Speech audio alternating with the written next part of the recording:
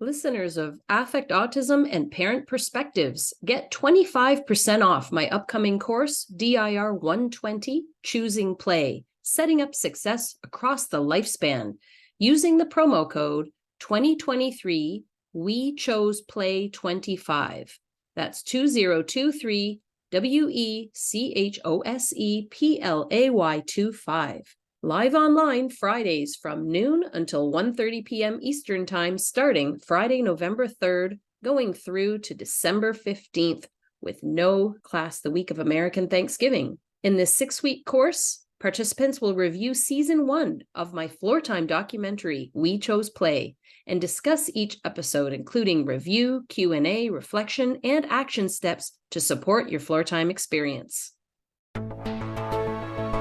You're listening to Affect Autism, where affect is the #1 tool we use in supporting child development through playful interactions. Welcome, listeners and viewers. I'm Daria Brown, and I am back this week with my most popular guest on Affect Autism, occupational therapist, DIR expert, and training leader, Maud LaRue of A Total Approach in Pennsylvania. And they are opening a new satellite clinic in Allentown. A Total Approach is a DIR floor time clinic, and Maud also has maudlarue.com, her Maud LaRue Academy, where she trains professionals. She has a number of trainings in a number of things, such as Tomatis and other things. So welcome back, Maud. Thank you for having me back, Daria. It's always a pleasure. It is always a pleasure, and I'm especially excited about today's topic, imagination and visualization, because this is where I am stumped right now as a parent. You know my son, you're familiar with him. You haven't seen him in a few years, but he saw the latest Mario movie, the Super Mario movie, and he's now seen it probably 300 times because we watch it every day over and over again. And at the end of the movie, spoiler alert if anyone hasn't seen it yet, Bowser launches the bullet bill to destroy the Mushroom Kingdom. But luckily, Mario got his Tanuki Mario superpower, and he flies after the bullet bill, and he ends up getting it.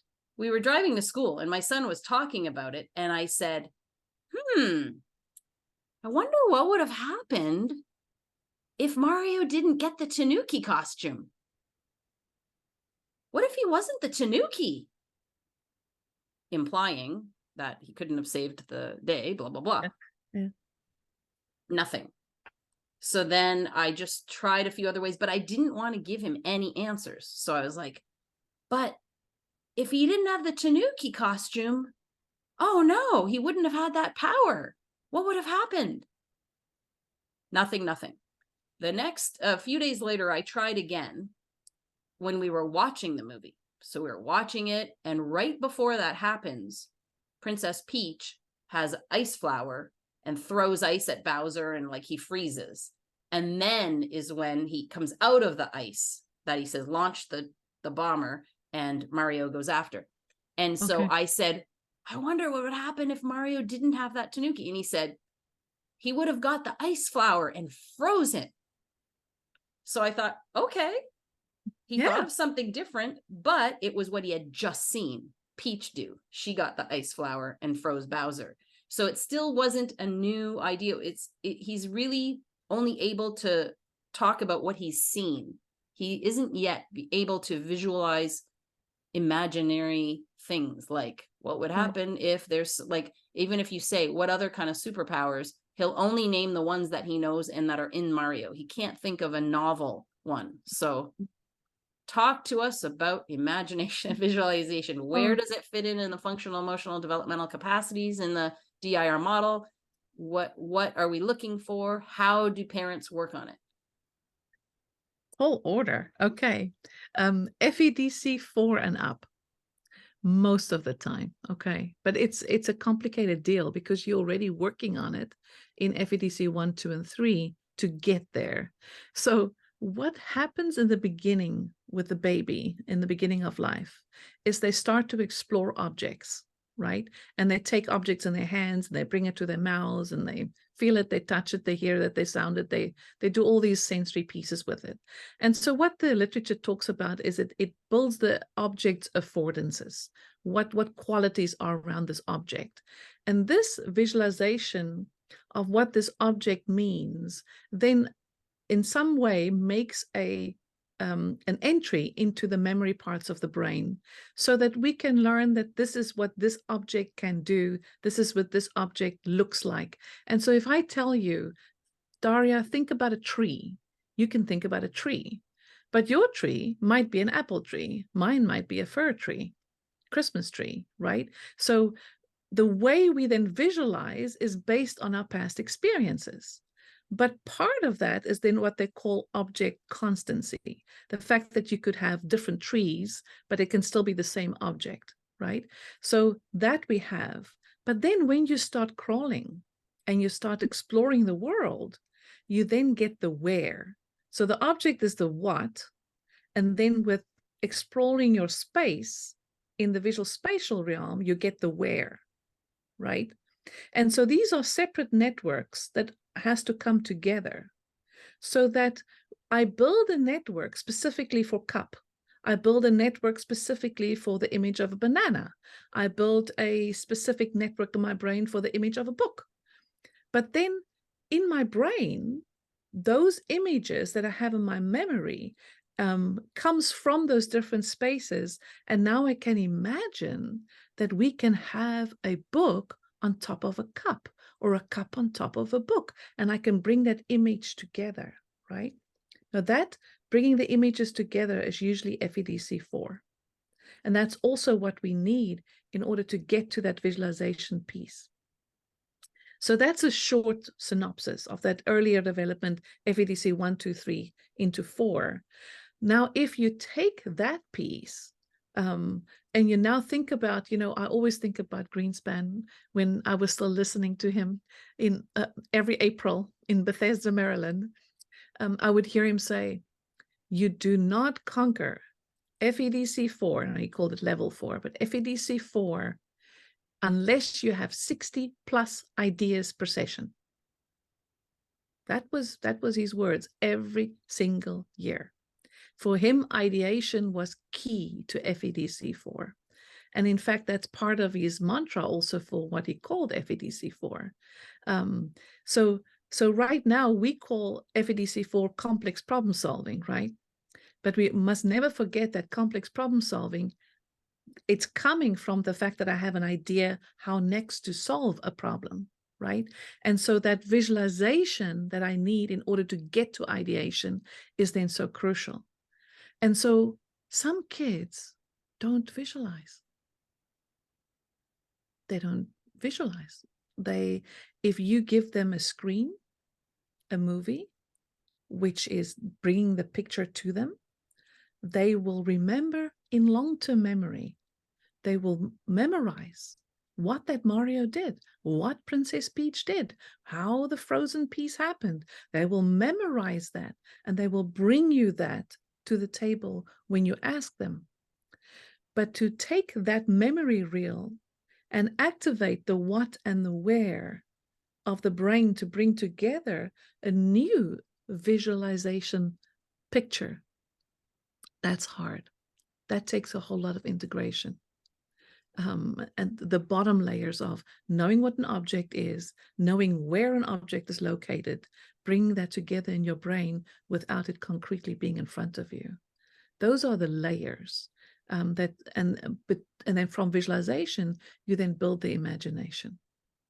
So I'm hearing a few different things. I'm hearing that that you're talking about ideation, 60 plus ideas, but ideas may or may not be something that's from what they know versus imagination, which is something new.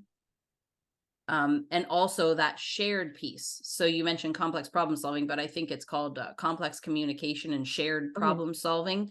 Yep. So the piece in FEDC4 that brings in the social aspect, where you could problem solve like on your own, but we're focused on the shared piece. So how do you tie that in? That's important. And so, yes, in an effort to be simplistic, you absolutely realize all the complexity that goes around it, right? And this is why this is perhaps something that not everybody always kind of talks about, but it's so crucial. yes,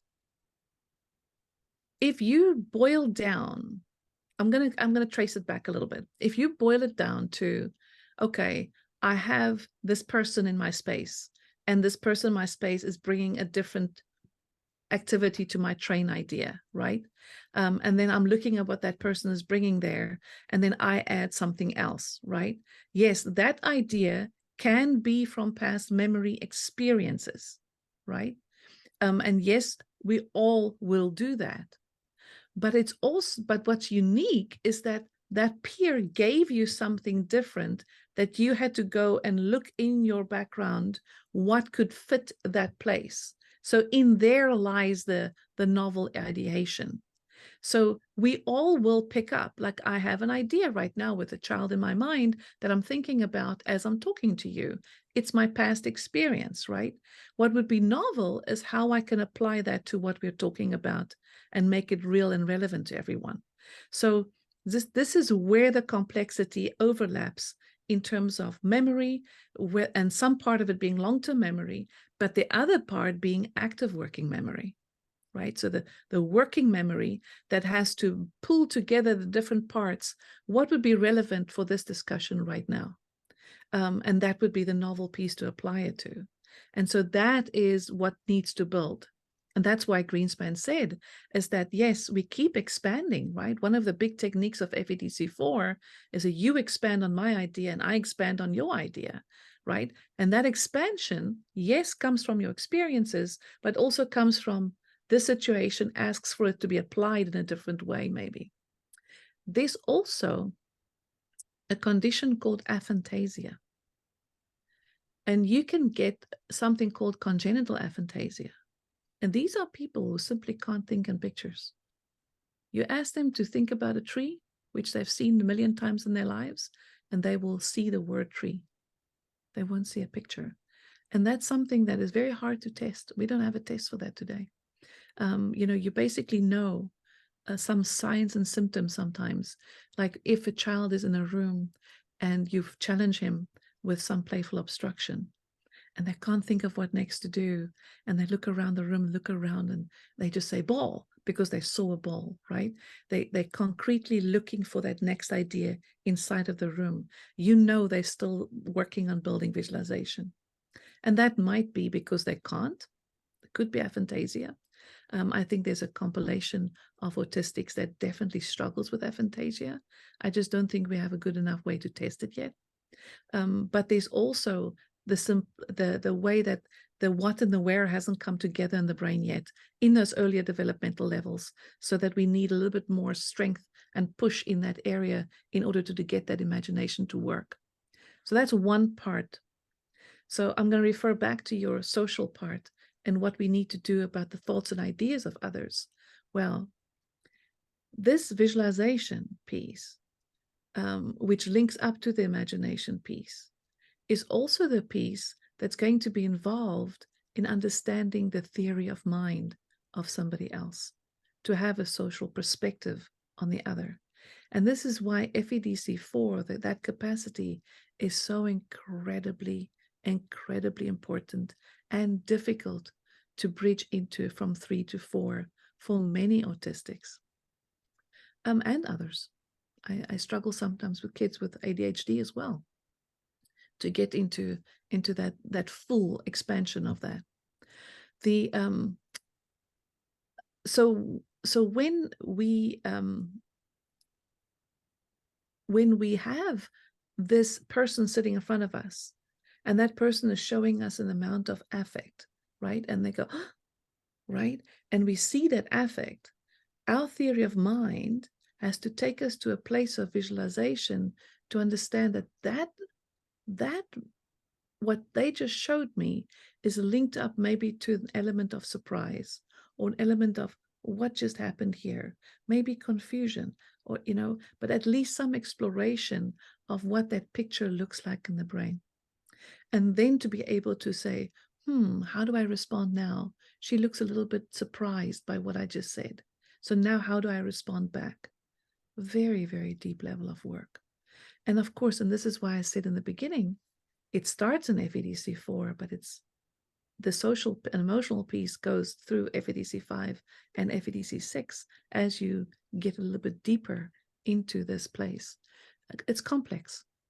So I'll refer people back to the podcast we did called Theory of Mind is Developmental, because I know that if I give my son a look and I'll say like, what did you just say? Or something like that, right away he's like, no, you're not mean, mama. Like maybe he said, you're mean, or something. And I'll say, what did you say? No, you're not mean, mama, or whatever. He's able to see, okay, she gave me a stern look or she said something and I need to adjust. So there's a basic element of theory of mind there, but it's developmental, like we talked about in our last podcast. So it's not something that you have or you don't. Like there's different gradients of it. Right. If he saw me, maybe something bad happened and I was sitting there crying, he might understand, oh, mama's sad, but he wouldn't necessarily know what to do. Well, there's a lot of adults that don't know what to do either, Maud, if they stop crying. But that's just the first example that came to mind. But, you know, there's different aspects of understanding, like what is another person feeling? So if my son is very impulsive, if he has some kind of feeling of aggression, sometimes right before a bowel movement or something, he might be a little bit out of control. He doesn't have full control and he's acting impulsively and he kicks someone else. He may not be thinking like that's really going to hurt that child. He can't think that in the moment because he was so impulsive. So can you talk a little bit about that? Oh, you know what? And that is a beautiful connection, because when you talked earlier about the example of how he could in the moment give you a response, and they took the long-term response, right? The long-term memory response and gave it to you. It was still cool that he could actually connect it though, even though it was from his past memory. That's actually quite positive, because some kids can't even make that connection, right? For that moment in time. So he was able to connect it to, there was something about what you said that he could connect, and he was giving you a response. Even though we know that there's a little bit of piece there that we would still like to be stronger. The kids who have trouble with visualization often also have difficulty with understanding the passage of time. It usually links up in the same continuum of development, is that they don't quite get what's the past, what's the present, what's the future. And so the process of thinking about what could have happened, what would have happened, what should have happened, that concepts are very, very tough for them to negotiate. It's like their brain doesn't have a walkable pattern on a continuum to bring up the pictures. Oh, okay, this is what Mario did in the beginning of the movie, and then he went and he did this and whatever, and this is where we are currently before we just quickly had dinner and came back to the movie, right? So having that sort of continuum is not very possible. And it hangs into the impulsivity that they just would simply say the first thing that comes to mind. They would simply do the first thing that comes to mind, because the waiting process of figuring out, you know what, I can respond better if I do it this way, that doesn't happen. It just is that first response that they want to do. And so working on visualization as you're also working on timing, crucial, right? So I'm thinking of when I say, he says, when are you picking me up, mama? And, you know, maybe I'll say 3. He'll say, no, I want you to pick me up at 6. And I'll say, no, I'm picking up at 3. No, 7. He doesn't realize, like, I assume he wants me to pick him up earlier. That's what he's saying, but he just isn't getting that passage of time yet. And I do think he finds it difficult when I say, you know, he's a little bit better now at answering, what did you do in school today? Sometimes he's like, I don't know, but then he'll say, we made cookies or something. He'll be able to say it. So he's starting to be able to recall events a little bit better than before. He understands the concept of a calendar, you know, that's more of a cognitive thing. And he always asks questions. What happens on Friday? What happens on Saturday? What happens then? What happens now? Like over and over again. So he's trying to build that concept. But it's interesting that ties in with the visualization. And what we didn't mention is that concept of time comes in functional, emotional, developmental capacity 6. which, you know, again, he's peeking into 5 and 6 in little islands, but we're still stuck in 4. Right. That's right. So yeah, that's very interesting. So my guess is to practice and get him to strengthen these capacities, I'm going to want to play out scenes. So I have the bullet bill, I have Mario, I have Peach and Bowser. Okay, Bowser launched the bullet bill. And then I imagine the first thing he's going to do is make Tanuki Mario go and get it. But I'm going to say, oh, nope, this time he got the cat suit. And see what he does, like play out different types of scenarios. That's right. Is that That's right? You know, you start with them playing out the scenario exactly as it is, right? As they can have it from the long-term memory. That is a strength, and it's a strength that one can use. And of course, DIR for time is a strength-based model, right? So you want to use that's already beautifully there, and then you put little pieces in place that doesn't belong, a little playful obstruction, of course, in the sweetest way possible, so that they will stay sympathetically at a nice place to handle this new challenge, right? And so but then you'll add those, you know, you'll bring in a character that maybe doesn't belong to the scene. Maybe they're part of the movie but not that scene, or maybe sometimes later you bring in a character that doesn't even belong to the movie, right? And then if they throw it across the room because it doesn't belong, which does happen, I have a kid in mind right now, I just say, oh, and Mario went flying, right? I just bring it into like he was intended for that to be the purposeful piece of that. But I know what his mind is saying. His mind is saying, that doesn't belong. Okay, Miss Maud, you know, a little bit better next time, Miss Maud, right? But then I would just lay it there. And then after a while, I would just go back and pick it up again, and I'll put it back in there again, right? And that playfulness is what is so incredibly important, because this is very challenging. It's very, very challenging. Some autistics, they carry literally video reels in their mind, and it plays all day, Their video, it just reels, right? And for them, it's a way to keep their brain stimulated and occupied and in a certain space where they feel comfortable and where it's a good place of safety, right? As we all seek safety and security.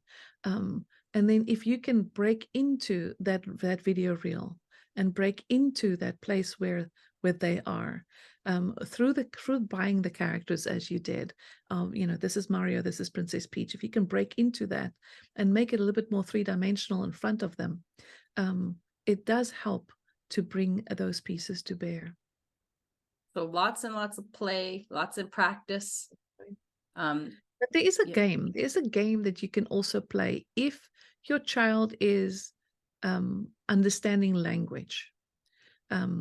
If you have a child not understanding language, this will be hard.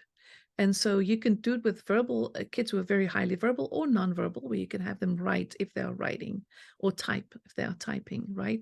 And so we do what we call brown bag games.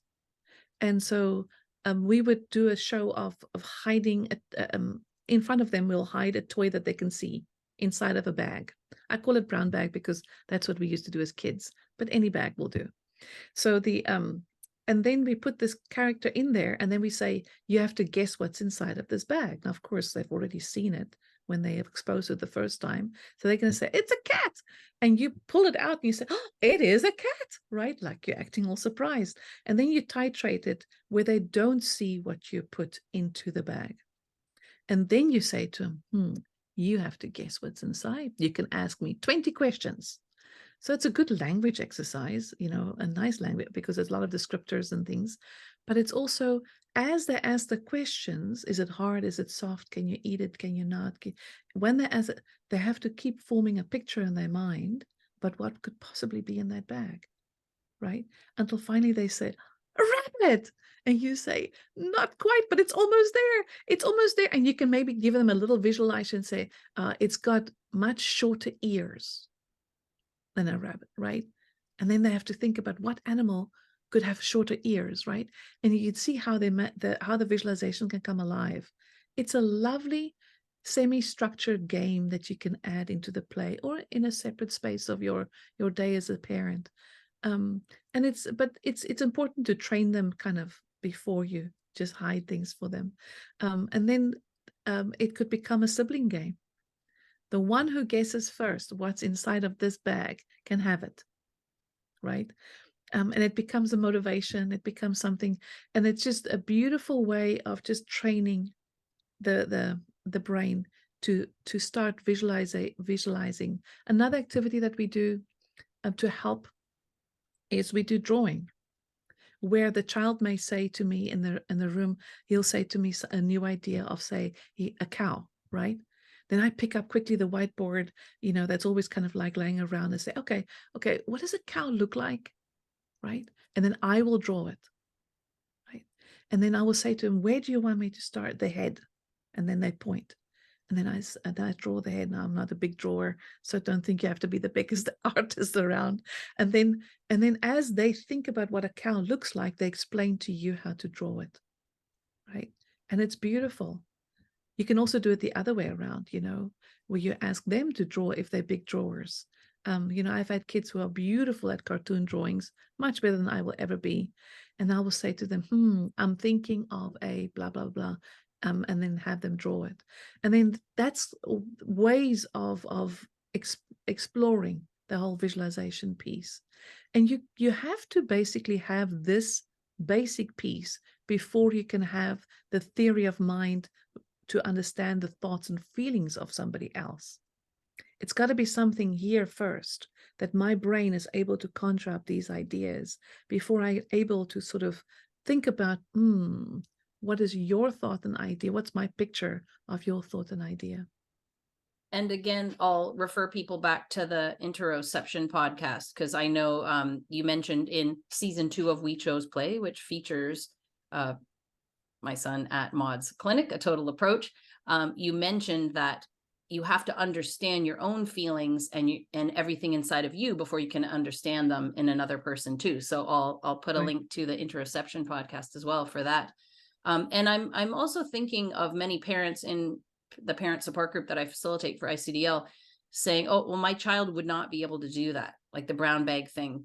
They would not be able to do the drawing thing. And that may mean that they're still working in the earlier capacities, and they will get there. Just keep strengthening those earlier capacities, because I know a number of years ago, my son would not have been able to do that either.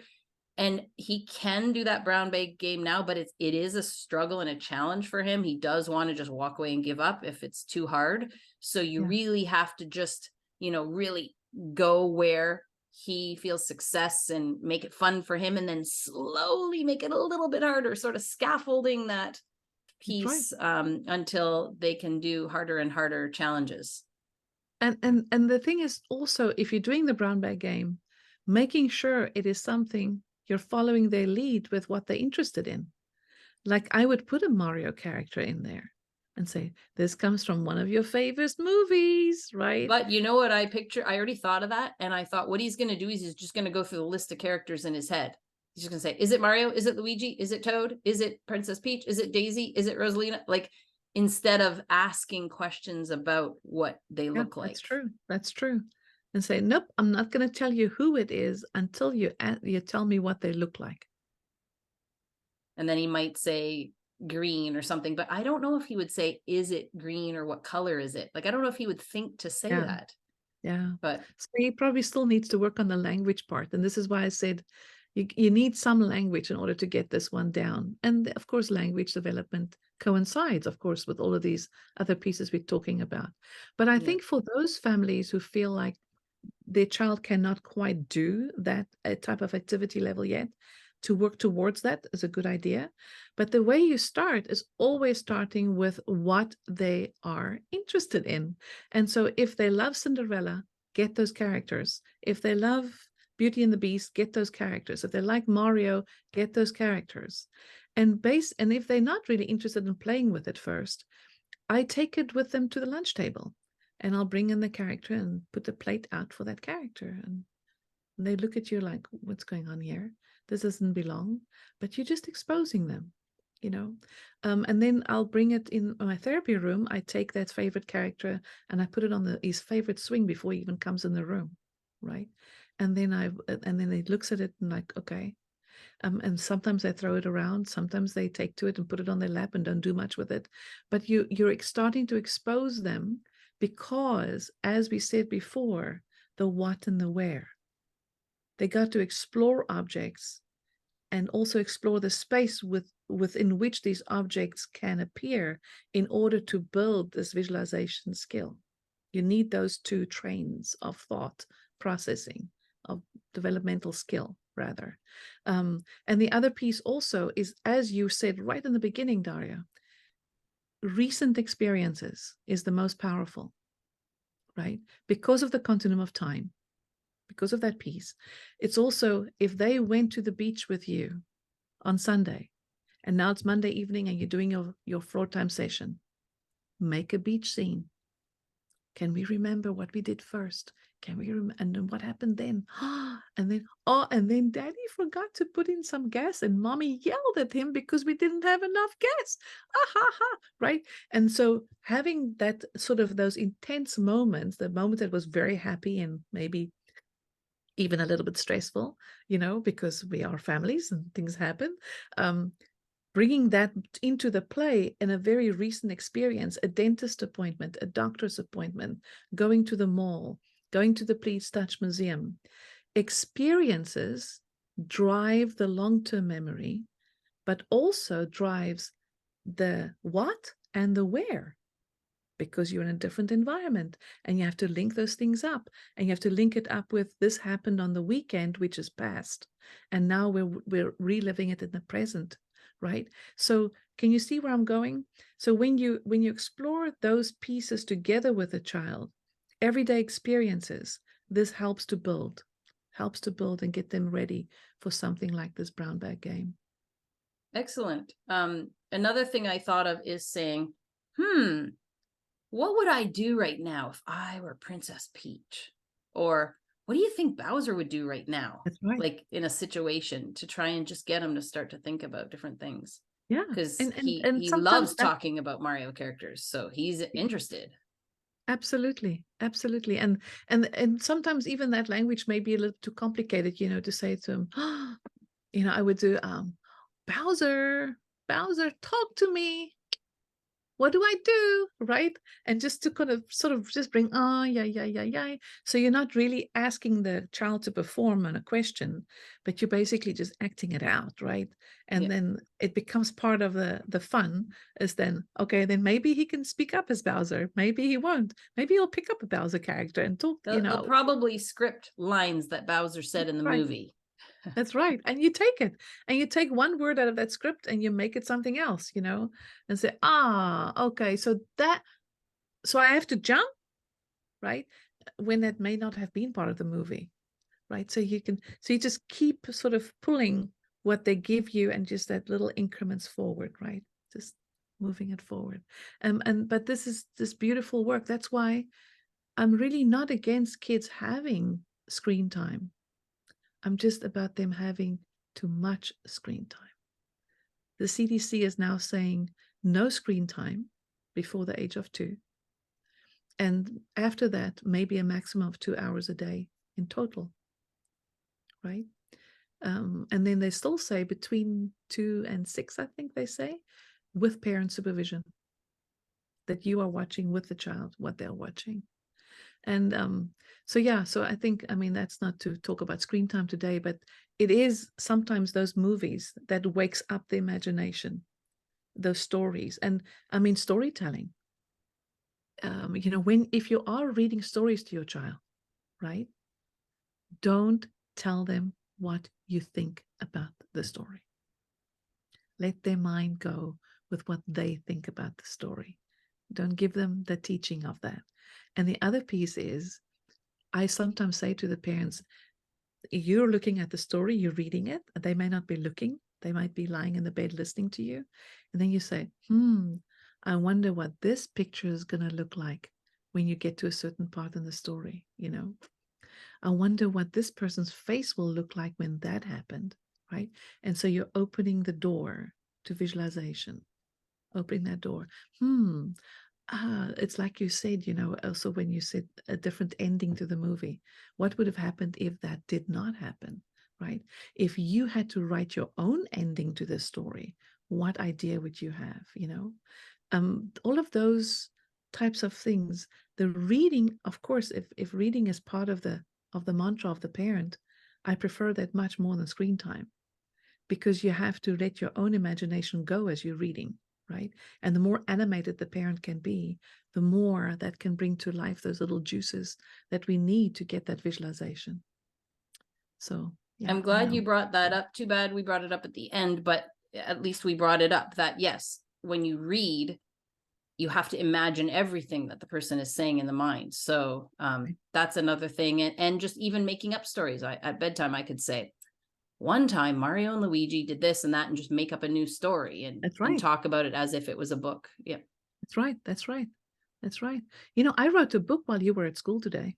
Can I tell you my book story? Right. And so, and you just painting the picture for the child to start painting his own pictures. And it's, and really, this is kind of a, I wouldn't say a new mantra, but it's one my one mantra is always, if a child could, they would, right?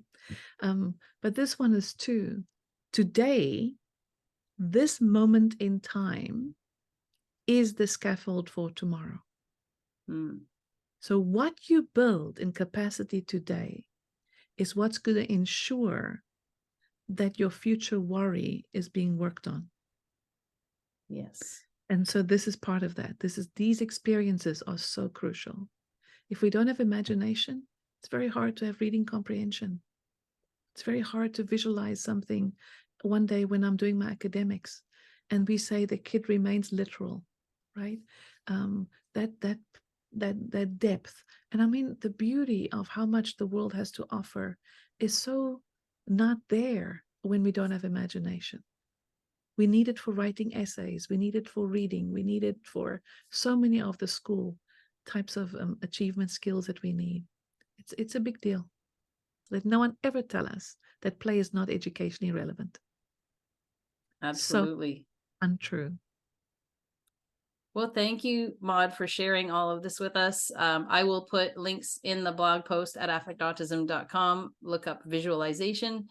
I can't wait to hear what topic we're going to cover next, Maud. And for those that are interested, ICDL's annual International DIR Floor Time Conference is coming up in a week. Maud will be presenting there. I can't wait to hear your presentation, Maud. I will be presenting too, if people want to see my presentation. The schedule is up at icdl.com/conferences. So you can hear more from Maud there. Thank you, Maud. And this will be very helpful for me. I can't wait to report back what I do with my son and how he responds. Beautiful. Always good, Daria. Thank you for having me. Get 15% off any DIR 101 course and Introduction to DIR and DIR Floor Time through icdl.com by using the promo code AFFECTA15. That's AFFECTA15. Until next time, here's to choosing play and experiencing joy every day.